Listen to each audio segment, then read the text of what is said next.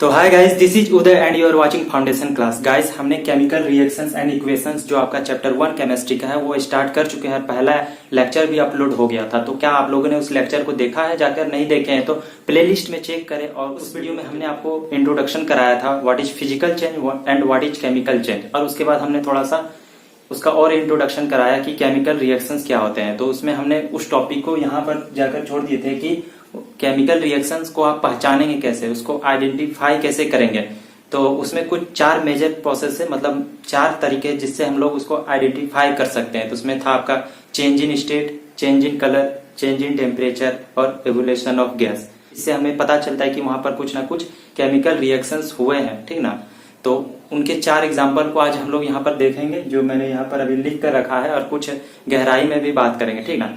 और देखिए गाइस, अगर हमारा लेक्चर का वीडियो थोड़ा सा 1-2 दिन डिले होता है, मतलब अभी थोड़ा कंटिन्यूअस नहीं आ पा रहा है, अल्टरनेट हो जा रहा है या डिले भी होता है थोड़ा सा, तो वो देखिए मैं आपको तो बता ही रहा हूँ ना कि जो मैं लाइव विजुअल एक्सपेरिमेंट आपको दिखाता हूँ केमिकल रिएक्शंस के, तो उसके एनिमेशंस को बनाने में थोड़ा सा टाइम लग जाता है। तो इसलिए मैं थोड़ा सा कंटिन्यू नहीं कर पा रहा हूँ, तो उससे घबराइएगा नहीं, लेकिन हम जल्दी उसको भी मैनेज कर लेंगे और डेली एक ना एक वीडियो करके इसका देते जाएंगे। तो आप लोग चैनल पर पहली बार है तो प्लीज चैनल को सब्सक्राइब जरूर कर लीजिएगा और बेल आइकन को एक्टिव रखें, ताकि हर लेटेस्ट वीडियो का नोटिफिकेशन आपको सबसे पहले मिल जाए। तो ठीक है ना, इतना जरूर कीजिएगा। और वीडियो अच्छा लगेगा तो लाइक जरूर कीजिएगा, और हो सके तो अपने दोस्तों के साथ शेयर वेयर कर दे, ठीक है ना। तो चलिए हम लोग आज के इस टॉपिक को देखते हैं। तो हमने टॉपिक आपका कुछ यहाँ पर खत्म किया था उस पिछले लेक्चर में, कि उसमें हमने बताया था कि कोई भी केमिकल रिएक्शन होता है तो उसमें आपको उसको पहचानने के लिए ये 4 मेथड्स को देख सकते हैं। उसमें आप लोग आइडेंटिफाई कर सकते हैं कि या तो चेंज इन स्टेट हो रहा होगा, या तो चेंज इन कलर हो रहा होगा, या चेंज इन टेम्परेचर या एवोल्यूशन ऑफ गैस होगा। तो उसको हम लोग केमिकल रिएक्शन बोलेंगे। एकदम आंख बंद करके उसमें टिक लगा देना है कि वो केमिकल रिएक्शन है, ठीक ना। तो कभी भी केमिकल रिएक्शन होता है ना, तो कुछ ना कुछ तो उसमें जरूर होता ही है, ठीक ना। सिर्फ उसको कैसे पहचाने, अगर उसको समझ ले तो बहुत ही आसान हो जाएगा केमिकल रिएक्शन को पहचानना। तो देखिए, पहले इस इक्वेशन से घबराइएगा नहीं, और अगर आपको इस तरह के फॉर्मूले बनाने नहीं आते तो देखिए आपका ये प्रीवियस क्लास का चैप्टर है, ठीक ना। तो बेसिक लेक्चर में जाकर वो सब चेक कर लीजिएगा, वहां पर वीडियो आएगा या तो वीडियो होगा कि ये सब फॉर्मूलेस कैसे हम लोग बनाते हैं, ठीक ना। सिंबल्स वगैरह की अगर आइडिया नहीं है तो उसे जरूर चेक कर लीजिएगा। बेसिक केमिस्ट्री का जो प्लेलिस्ट है, या उसका वीडियो का लिंक मैं डिस्क्रिप्शन बॉक्स में दे दूंगा। तो देखिए, सबसे पहले हम लोग उसमें पढ़े थे कि एक दिया हुआ था कि चेंज इन स्टेट।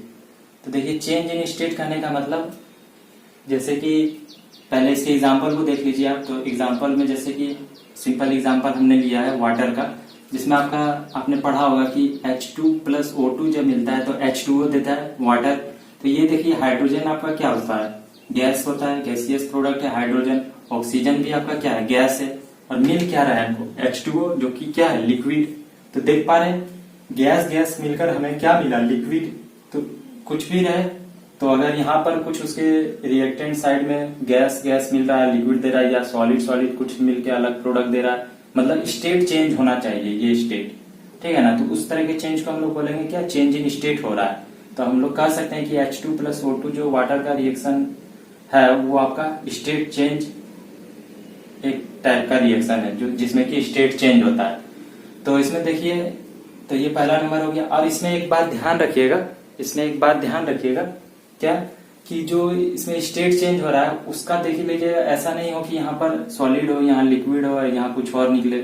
मतलब रिएक्टेंट साइड का जो आपका ये स्टेट हो, ये जो 2 एलिमेंट को लिए हैं वो दोनों सेम होना चाहिए। ऐसा नहीं कि ये गैस हो, एक लिक्विड हो, या एक सॉलिड हो, एक गैस हो, ऐसा नहीं होना चाहिए। अगर ये गैस लिए तो एक लिक्विड इधर देना चाहिए, या कुछ भी हो, इसका स्टेट सेम होना चाहिए बट ये अलग होना चाहिए। तो उसको कहेंगे चेंज इन स्टेट। तो ये एक नंबर क्लियर है, तो ये ओके।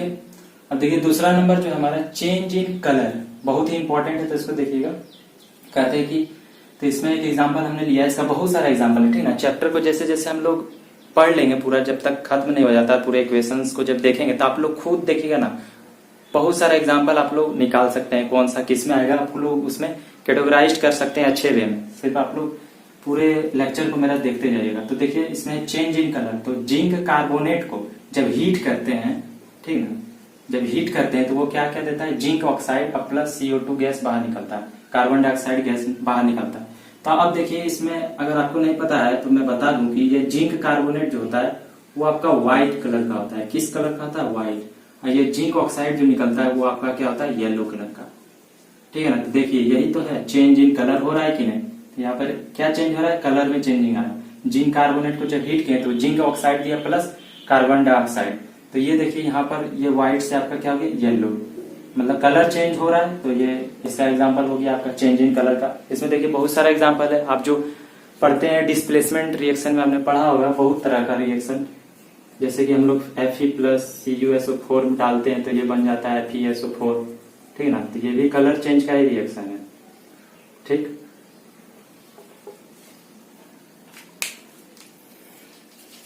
तो ये भी एक आपका कलर चेंज का ही रिएक्शन है। तो वो सब हम लोग डिटेल में पढ़ेंगे जब टाइप्स ऑफ रिएक्शन में आपको बताऊंगा। आप लोग खुद कैटेगराइज कर पाएंगे, खुद आइडेंटिफाई कर पाएंगे। सिर्फ आप लोग को पूरा यह चैप्टर का लेक्चर्स को देखते रहना है। ठीक, आप लोग देख लीजिएगा ना, उसके बाद जब पूरा लेक्चर देख लीजिएगा आपको खुद समझ में आएगा, आपको अच्छे से चैप्टर समझ में आएगा। ठीक ना, सब चीज ध्यान से देखिए, धीरे धीरे आपका सारा क्लियर होगा पॉइंट। तो ये हो गया आपका चेंज इन कलर का एक एग्जाम्पल जो मैंने दिया। ठीक, अब देखिए चेंज इन टेम्परेचर, ये भी बहुत ही इंपॉर्टेंट है। चेंज इन टेम्परेचर कहते हैं। चेंज इन टेम्परेचर कहने का मतलब क्या, कुछ टेम्परेचर चेंज हो जाए तो तब इसमें हम लोग कह सकते हैं ना एक्सोथर्मी या एंडोथर्मी जितना रिएक्शन है वो आपका क्या कहलाता है, चेंज इन टेम्परेचर के कैटेगरी में रख सकते हैं या नहीं, क्योंकि उसमें चेंज इन टेम्परेचर को ही तो बताया जाता है, या तो टेम्परेचर बढ़ जाएगा या टेम्परेचर घट जाएगा। तो इसमें एक एग्जाम्पल हम लोग देखते हैं जो आपका है कैल्शियम ऑक्साइड में जब आप वाटर डाल देते हैं, कैल्शियम ऑक्साइड में वाटर जब ऐड कीजिएगा तो वो कैल्शियम हाइड्रोक्साइड देता है, प्लस क्या होता है थोड़ा हीट रिलीज करता है। तो इसको पहचानेंगे कैसे, तो ये सब जो कुछ रिएक्शंस है जिसमें पहचानना पड़ता है वो तो हम आपको लाइव एक्सपेरिमेंट करके दिखाते हैं या नहीं। आप लोग जाकर प्ले लिस्ट में चेक कीजिएगा या इस वीडियो का डिस्क्रिप्शन बॉक्स को चेक जरूर कीजिएगा, हम उसका लिंक दे देंगे आपको। वो रिएक्शन को जरूर देखना है ताकि थोड़ा सा आपको आइडिया लगे। ठीक ना, वहां पर बहुत ही अच्छे तरह से मैंने एनिमेशन को कर करके बताया है, रिएक्शन को कर करके बताया, तो उसको जरूर देखिएगा। जैसे कि ये है, इस रिएक्शन को भी हम करके वहां दिखा देंगे आपको। क्या होता है इसमें, हम लोग एक बीकर लेते हैं, उसमें कैल्शियम ऑक्साइड डालते हैं और उसमें क्या करते हैं वाटर डाल देते हैं। उसके बाद देखिएगा कुछ देर बाद उसको टच कीजिएगा उस बीकर को तो देखिएगा गर्म लगेगा, वही बोलते हैं कि कुछ हीट देता है उसके बाद। तो ये क्लियर है या नहीं, चेंज इन टेम्परेचर। अब उसके बाद आते हैं एवोल्यूशन ऑफ गैस। अब देखिए बहुत सारा रिएक्शन है जिसमें आपका गैस निकलता है। तो गैस में बेसिकली आप लोग देखिएगा रिएक्शन में या तो हाइड्रोजन निकलेगा या तो ऑक्सीजन। ऑक्सीजन बहुत कम निकलता है, हाइड्रोजन या तो कार्बन डाइऑक्साइड। जैसे कि यहाँ पर भी देखें कि गैस ही निकला, और हाइड्रोजन तो निकलता है बहुत सारे केमिकल रिएक्शंस में आप लोग देखेंगे। तो कार्बन डाइऑक्साइड और H2 और जितने भी गैसियस प्रोडक्ट अगर रिएक्शन दे रहा है तो उसको हम लोग इसमें रख सकते हैं कि वो एवोल्यूशन ऑफ गैस का एग्जाम्पल है। तो जैसे कि हम लोग एक एग्जाम्पल को देखेंगे कि जिंक प्लस H2SO4, तो वो बनाता है zinc ZnSO4 plus H2। Zinc में जब हम लोग सल्फ्यूरिक एसिड डालेंगे तो क्या देता है, ये डाइल्यूट रहेगा। ठीक है, डाइल्यूट सल्फ्यूरिक एसिड जब डालते हैं तो वो देता है जिंक सल्फेट और हाइड्रोजन गैस रिलीज होता है। तो इसका भी एक्सपेरिमेंट करके दिखाएंगे। ठीक है ना, फाउंडेशन क्लास की यही खासियत है, हम यहाँ पर आपको पूरा समझा के पढ़ाते हैं। ऐसा नहीं है कि हम सिर्फ आपको बोर्ड पर लिख दिया, आपने कॉपी में नोट कर लिया, वहीं तक बातें खत्म हो गई, ऐसा हम नहीं करने वाले हैं। हम आपको पूरा केमिकल रिएक्शन का प्रोसेस एक्सपेरिमेंट कर करके यहाँ पर दिखाते हैं। आप लोग वीडियो को देखिएगा, जरूर जा के देखें उसे, और हर वीडियो को जल्दी से देखें। उसके लिए आपको चैनल को सब्सक्राइब करना है। ठीक है ना, और वीडियो बनाने बहुत ही मेहनत लगता है वो सब वीडियो, तो इसलिए लाइक भी जरूर कीजिएगा और नीडी लोगों के साथ शेयर ज्यादा कीजिए, अपने दोस्तों के साथ, रिलेटिव्स के साथ। ठीक है ना, ज्यादा से ज्यादा शेयर कीजिएगा, दिखाइए उन लोगों को कि फाउंडेशन क्लास पे देखो एक ऐसा ऐसा वीडियो आता है। तो ये रही कुछ बातें जो मैंने आपको बताया, 4 जो मेजर प्रोसेस दिए थे कि केमिकल रिएक्शंस को कैसे आइडेंटिफाई करते हैं। तो एक बार नोट कर लीजिए और देख लीजिए, इसमें तो कुछ और समझाने की जरूरत है नहीं अगर आपको, क्योंकि अब हम जो अगला टॉपिक टच करने वाले हैं मैं आपको वही बताऊंगा। इसमें केमिकल रिएक्शन और केमिकल इक्वेशन के बारे में जानेंगे। बेसिकली केमिकल रिएक्शन यहाँ तक में क्लियर हो जाना चाहिए आपका। ठीक, अब हम लोग केमिकल इक्वेशन को देखते हैं। ठीक ना, तो एक बेसिक एग्जांपल लेंगे, सारे प्रोसेस को समझेंगे कि केमिकल इक्वेशंस क्या होते हैं। ठीक, तो इसे नोट कीजिए, हम मिटाते हैं इसे।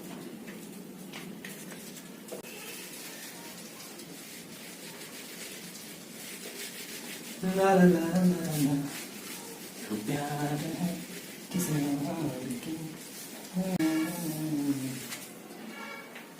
तो अब हम लोग देखने वाले हैं कि केमिकल इक्वेशन किसे कहते हैं, ठीक ना। जो आप लोग देखें वो क्या था, केमिकल इक्वेशन था, रिप्रेजेंटेशन था केमिस्ट्री में इसी का। तो जो केमिकल रिएक्शन चैप्टर है इसी का तो वैल्यू है इसमें, खाली केमिकल्स इक्वेशन रिएक्शन यही सब तो देखने वाले हैं इसमें। तो देखिए रिएक्शन का तो पूरा आइडिया हो जाएगा ये चैप्टर पढ़ते पढ़ते। तो हम सबसे पहले बेसिक इक्वेशन लिखते हैं जो हमने एक्सपेरिमेंट में भी करके दिखाया था आपको, कि मैग्नीशियम प्लस ऑक्सीजन क्या देता है आपको, मैग्नीशियम ऑक्साइड। मैग्नीशियम ऑक्साइड हम यहां अच्छा से लिख देते हैं इसको, क्या देता है मैग्नीशियम ऑक्साइड। मैग्नीशियम ऑक्साइड देता है। अब देखिए हम लोग जब केमिकल इक्वेशंस की बात करते हैं तो टॉपिक को लिख देते हैं, यह है केमिकल इक्वेशन। Chemical equations. तो देखिए केमिकल इक्वेशंस को समझना बहुत ही जरूरी है क्योंकि यहाँ पर बहुत ही ज्यादा यूज होगा हमारा केमिकल इक्वेशंस को। तो ध्यान से देखिएगा उसमें क्या क्या कहता है। जैसे हमने इस एग्जांपल की मदद से हम सारा समझेंगे, ठीक है। मैग्नीशियम प्लस ऑक्सीजन क्या देता है, मैग्नीशियम ऑक्साइड। तो देखिए मैग्नीशियम ऑक्साइड देता है तो हम लोग ये तो हो गया आपका, ये इसको क्या कहते हैं आप लोग पहले ये समझिए, जो हमारा लेफ्ट हैंड साइड होता है इसको कहते हैं LHS, लेफ्ट हैंड साइड। इसको क्या कहते हैं, तो ये जो दोनों मिला यहाँ पर इसको कहते हैं रिएक्टेंट्स, ठीक। और जो हमें यहाँ पर फाइनल प्रोडक्ट मिलता है जितना भी रहे और भी रहे तो उसको कहेंगे क्या, ये हो गया रिएक्टेंट्स, ये हो गया प्रोडक्ट, ये हो गया आपका क्या, ये हो गया आपका प्रोडक्ट, ठीक। तो लेफ्ट हैंड साइड आपका होता है रिएक्टेंट्स और ये हो गया आपका राइट हैंड साइड RHS, तो उसको कहते हैं क्या, प्रोडक्ट। अब देखिए इसमें क्या होता है कि हम लोग उसको दिखाते हैं प्लस के सिंबल से और एरो, इसमें दो चीज का यूज होता है। तो इसमें एक जो हमारा जो एलिमेंट जो मिक्स हो रहा है, जो केमिकल रिएक्शन के प्रोसेस में जा रहा है, ठीक ना, तो उसके बीच में जो हम लोग सिंबल का यूज करते हैं वो प्लस का होता है और एरो से हम इसके इक्वेशन को दिखाते हैं, जो रिएक्शन किस डायरेक्शन फॉरवर्ड हो रहा है, वो किस में बदल रहा है, वो केमिकल रिएक्शन होने के बाद वो बदल रहा है मैग्नीशियम ऑक्साइड में। तो मैग्नीशियम ऑक्साइड में बदल रहा है, तो ये हो गया इसका रिएक्टेंट और ये हो गया इसका प्रोडक्ट। अब इसको हम लोग किस तरह रिप्रेजेंट करते हैं, तो हम लोग इसके केमिस्ट्री में जितना भी एलिमेंट्स और रिएक्शन को हम लोग जो दिखाते हैं वो उसके सिंबॉलिक रिप्रेजेंटेशन को करते हैं, ठीक ना। कभी भी इस तरह लिख के नहीं छोड़ देते हैं रिएक्शन को, ठीक। तो उसको क्या करते हैं हम लोग उसके सिंबल्स में दर्शाते हैं। तो जैसे कि मैग्नीशियम का सिंबल क्या हो गया, Mg, उसको Mg लिख दिए, प्लस क्या है ऑक्सीजन। तो ऑक्सीजन को कैसे रिप्रेजेंट करते हैं, सिर्फ O नहीं, O2 ऑक्सीजन होता है, ठीक ना। और जब बनेगा क्या बन रहा है मैग्नीशियम ऑक्साइड, तो MgO। अब देखिए ये फार्मूला आपको आना चाहिए बनाने, अगर ये फार्मूला नहीं आता है तो बहुत ही दिक्कत हो जाएगा चैप्टर में। तो उसके लिए आप हमारा बेसिक केमिस्ट्री का जो लेक्चर है वो सब चेक कर सकते हैं जाके प्ले लिस्ट में, बहुत ही इंपॉर्टेंट है। अगर फार्मूला नहीं आएगा तो बहुत ही दिक्कत है बाबू। तो फार्मूला आना चाहिए, ठीक है ना, कैसे ये सब हो रहा है, ठीक, वो आना चाहिए, नहीं तो बहुत ही दिक्कत हो जाएगा। तो ये आपका हो गया मैग्नीशियम ऑक्साइड। तो इस तरह हम लोग रिप्रेजेंट करते हैं, ठीक। अब देखिए इसको रहने देते हैं। आप बोलते हैं कि ये जो रिएक्शन है जो हमने सिंबॉलिक रिप्रेजेंटेशन यहाँ दिखाया, अब उसके बाद हम लोग बोलते हैं कि हर एलिमेंट का मास बैलेंस होना चाहिए, यानी कि एटम जितना एटम्स है यहाँ पर रिएक्टेंट साइड में, तो जो पहले था इनिशियल जो हमारा रिएक्टेंट यहाँ पर है और जो प्रोडक्ट में आया वो दोनों का जो एटम्स है ना बराबर होना चाहिए। यानी कि मास इधर का जो एलिमेंट का मास था शुरू में और उसके बाद केमिकल रिएक्शन होने के बाद जो मास होगा ईच एलिमेंट का बराबर होना चाहिए जो शुरू में था। तो इसको ध्यान से समझिए यह कैसे होता है। तो उसके लिए हम लोग क्या करते हैं, इक्वेशन को बैलेंस करना सीखते हैं। तो उसमें भी एक इंपॉर्टेंट क्वेश्चन हमारा आता है, why equation should be balanced, ठीक ना, why equation should be balanced. तो ये देखिए हमारा एक प्रीवियस क्लास में आप लोग पढ़े होंगे कि एक आपका दिया हुआ होगा उसमें कंजर्वेशन ऑफ मास के बारे में। कंजर्वेशन ऑफ मास को समझेंगे, ठीक ना, इसी वीडियो में समझेंगे, लिख के पूरा हम डिटेल दे देंगे। तो पहले इतना समझिए कि इक्वेशन को बैलेंस करना पड़ता है। इक्वेशन को बैलेंस करना पड़ता है क्यों? क्योंकि due to the law of conservation of mass. तो पहले हम लोग बैलेंस करना थोड़ा सीख लेते हैं। तो जैसे कि जब भी इक्वेशन आपको मिले बैलेंस करना, देखिए और भी हम आपको लेक्चर में बताएंगे, पहले बेसिक से चलते हैं थोड़ा सा। तो इक्वेशन बैलेंस होना चाहिए, इतना जान लीजिए।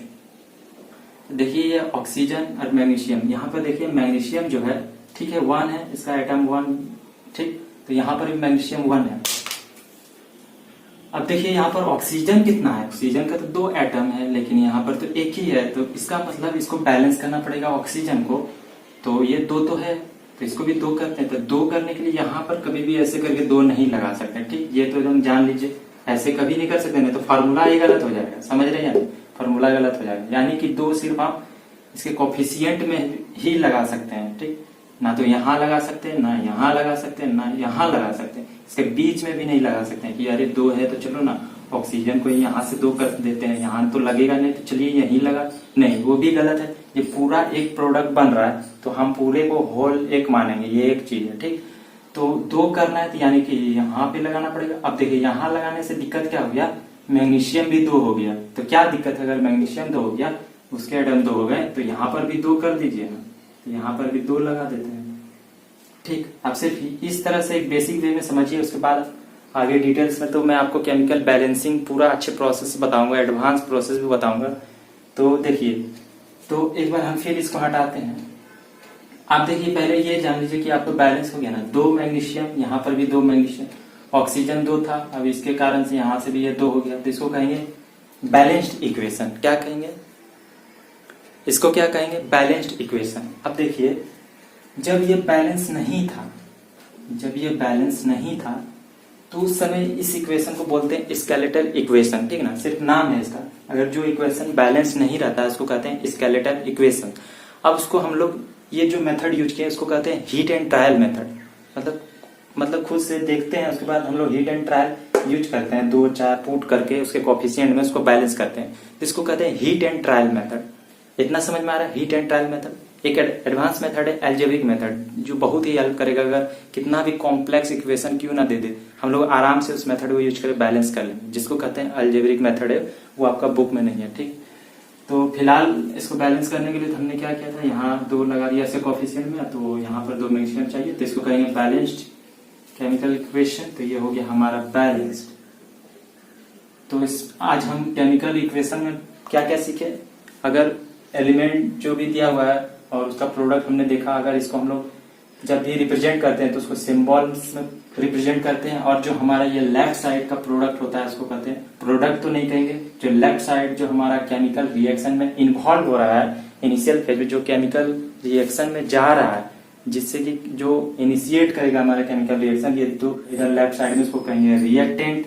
और जो हमारा final product after chemical reaction जो हम लोग मिलेगा उसको क्या कहेंगे? प्रोडक्ट, ठीक है। और उसके बाद सिंबॉलिक रिप्रेजेंटेशन उसका करना बहुत ही जरूरी है। तो उसमें हमने देखा कि मैग्नीशियम का हो गया Mg + O2 = MgO।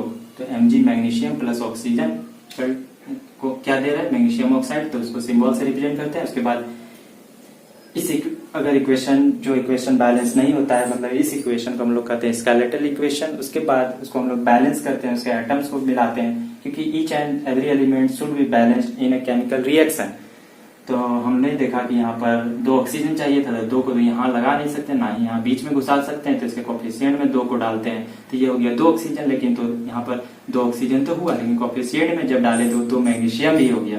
तो यानी कि यहाँ पर हमें 2 मैग्नीशियम करना पड़ेगा, तो उसको भी यहाँ कोफिशिएंट में ही डाल के करेंगे, ना कि यहाँ लगाकर। अब 2 मैग्नीशियम है, 2 मैग्नीशियम है, 2 ऑक्सीजन है, 2 ऑक्सीजन यहाँ पर भी है। तो यह समझ में आ रहा है या नहीं? अब हम लोग क्या देखते हैं? अब हम लोग देखेंगे कि why equation should be balanced. तो चलिए इसको नोट कीजिए, इसको हटाते हैं।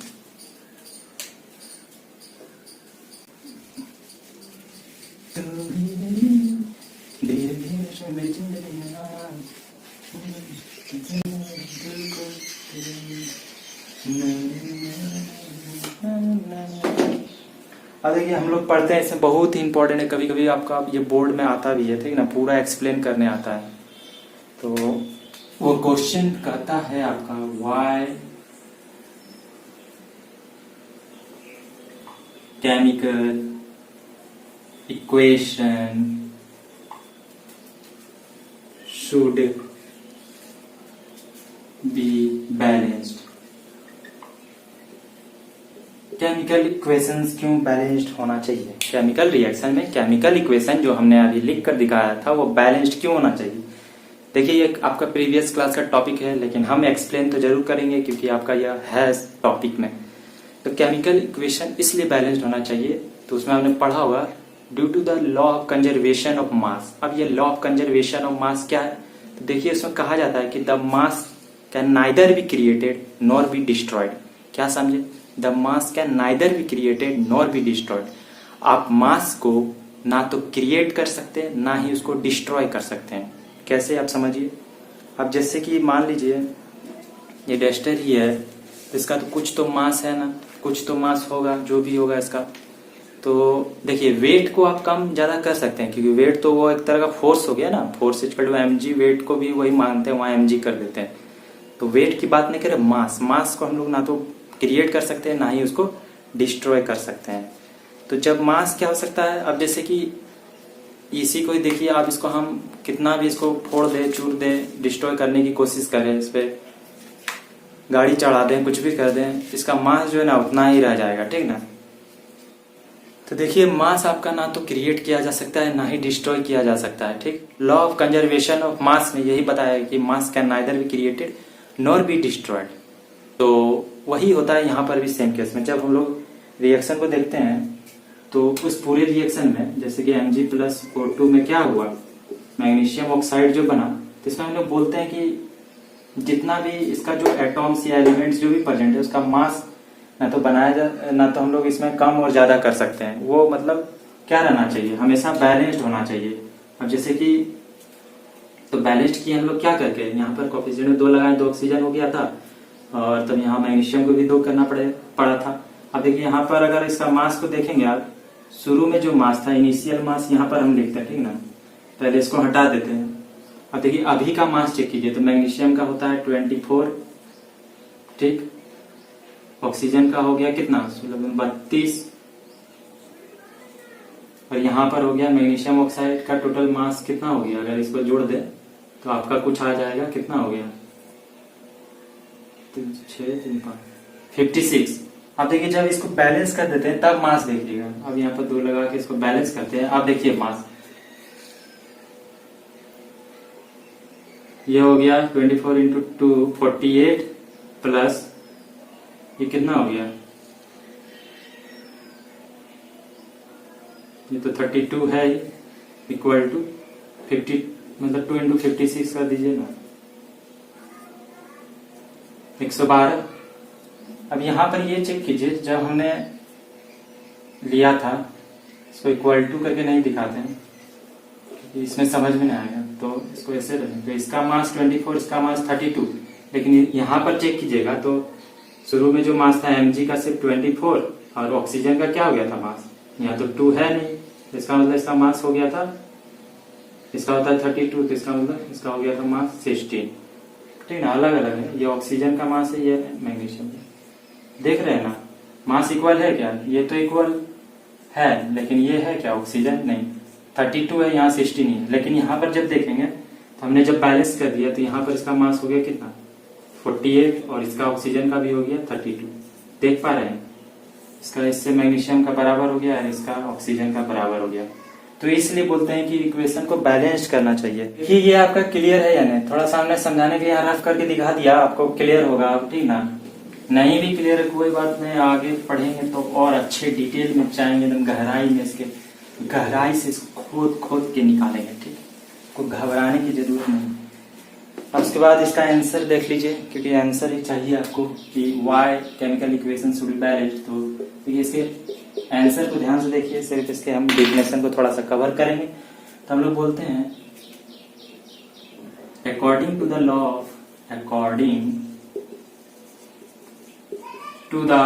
Of conservation of mass. According to the law of conservation of mass,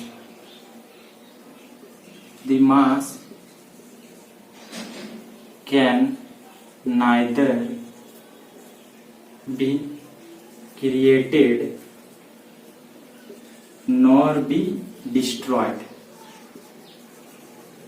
The mass can neither be created nor be destroyed. That is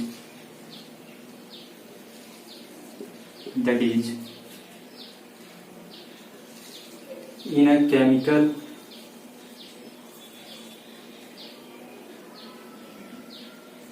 reaction,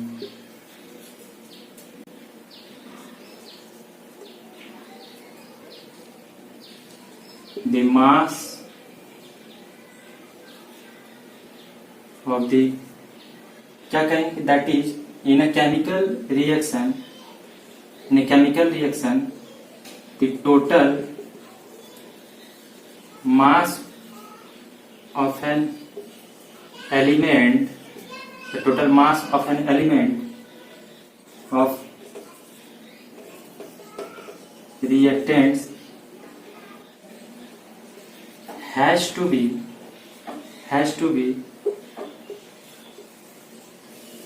equal to the